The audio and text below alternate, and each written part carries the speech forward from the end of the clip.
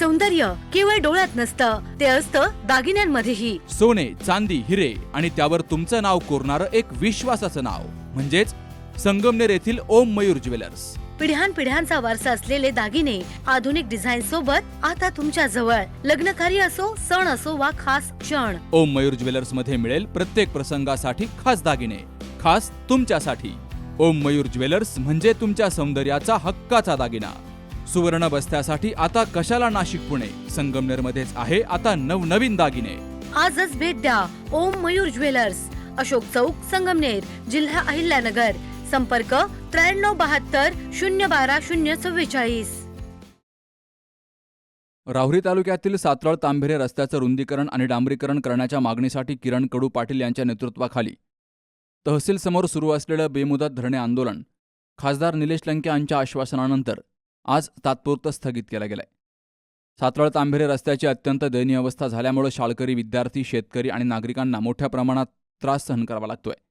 या रस्त्याचं तातडीनं रुंदीकरण आणि डांबरीकरण करावं, या प्रमुख मागणीसाठी किरण कडू पाटील यांनी सातत्यानं प्रशासनाकडे पाठपुरावा केला होता. मात्र त्यातून ठोस निर्णय न झाल्यामुळे सोनगाव, सातरळ आणि पंचक्रोशीतील ग्रामस्थांनी त्यांच्या नेतृत्वाखाली सोमवारी 29 जूनपासून तहसीलसमोर बेमुदत धरणे आंदोलन सुरू केलं होतं. या आंदोलनाची दखल घेत खासदार निलेश लंके यांनी आज सकाळी आंदोलनस्थळी भेट दिली आणि आंदोलकांशी चर्चा केली. यावेळी त्यांनी खासदार निधीमधून रस्त्याच्या तात्पुरत्या डागडुजीसाठी निधी मंजूर केल्याची घोषणा केली आहे. तर येत्या 8 दिवसामध्ये सर्व कायदेशीर प्रक्रिया पूर्ण करून प्रत्यक्ष कामाला सुरुवात केली जाईल, असं आश्वासन ग्रामस्थांना दिलंय. खासदारांच्या आश्वासनानंतर किरण कडू पाटील आणि ग्रामस्थांनी आंदोलन तात्पुरतं स्थगित केलंय. समस्या एक नाही आहे, अनेक समस्या आहे, परंतु सध्या तरी आम्ही एकच समस्या म्हणून या आंदोलनामध्ये उतरलो.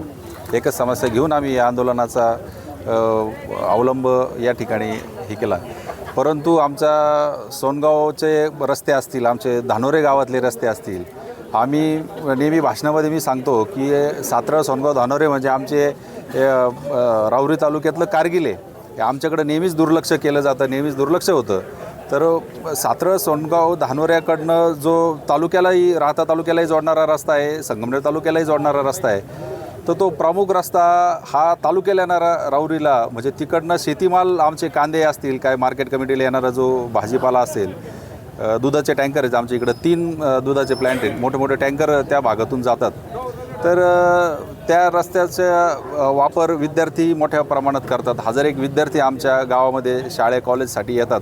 तर आज त्यांचे सगळ्यांचे हाल चाललेले आहेत. तर सध्या तरी आम्ही हाच रस्त्याचा एक प्रमुख समस्या घेऊन शासनाच्या पुढं आम्ही गेल्या अनेक वर्षांपासून तर मी पाठपुरावा करतोच आहे. त्याची दर्जोन्नती झाली पाहिजे. प्रधानमंत्री ग्रामसडक असेल, मुख्यमंत्री ग्रामसडक योजना असेल, कशात तरी तो घेऊन तो रस्ता झाला पाहिजे, त्याचं रुंदीकरण झालं पाहिजे.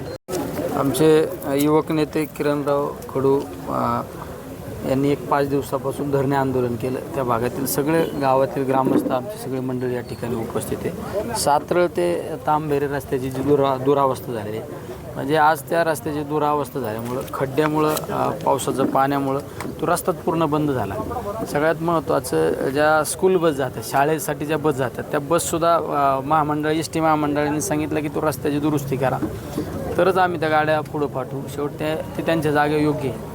पण ह्या रस्त्याची दुरावस्था असल्यामुळं माझ्या ग्रामीण भागातल्या मुलांना शाळेला जाता येणार, रहदारीची दुरावस्था झाली. त्या मागणीच्या संदर्भात ही सगळी मंडळी 5 दिवसापासून धरणे आंदोलन चालू होतं. त्यामध्ये आता आम्ही जिल्हा परिषदच्या शिवंशी, काल मी बोललो, त्यांच्याकडून आम्ही एक पत्र घेतलं की जिल्हा परिषदला खऱ्या अर्थाने अख्ख्या जिल्ह्यामध्ये 1.5 ते 2 कोटी रुपये डागडुजीसाठी किंवा इतर काही खर्चासाठी असतात. त्यामध्ये ते रस्ता होऊ शकत नाही, कारण त्या रस्त्याचं इस्टिमेट केलं तर 1,80,00,000 रुपये इस्टिमेट होते. मग त्या रस्त्याला आम्ही पुढं DPTCकडे पैसे मागितले, जिल्हा नियोजन शाखेकडे पैसे मागणी केली. त्याचबरोबरीने तो जिल्हा परिषदेचा रस्ता आहे, त्याला आता PWDकडे वर्ग करण्यासाठी पण फाईल केलेली आहे. मी आत्ता गडकरी साहेबांचा माझा फोन झाला नाही, पण त्यांच्या PS ला फोन लावला आणि लवकरात लवकर PWD वर्ग झाल्यानंतर त्याला PMJSYमध्ये घेऊन तो रस्ता पूर्णपणे चांगल्या पद्धतीने करण्याचं काम करू. पण आता सध्या ह्या सगळ्या गोष्टीला, प्रोसेसला वेळ लागणार आहे. कारण आत्ता आपल्याला रहदारी चालू झाली पाहिजे, मुलं शाळेत गेले पाहिजे. त्यासाठी मी माझ्या फंडातून त्या रस्त्याची कशी आपल्याला चांगली डागडुजी करून आपल्याला त्या रस्ता पूर्ववत कसा चालू करता येईल त्यासाठी प्रयत्न करणार आहे. आता जी जरी डागडुजी केली ती काय लॉंग लाईफ डागडुजी होऊ शकत नाही, पण एक तात्पुरत्या स्वरूपात जरी आपण डागडुजी केली, एक 4-5 महिने जरी तो रस्ता व्यवस्थित राहिला तर आपण 4-5 महिन्यामध्ये त्याला निधी आणून ते मंजूर करणारच. तात्पुरत्या स्वरूपात रस्ता दुरुस्त झाल्यावर बससेवा पूर्ववत होण्यास मदत होईल.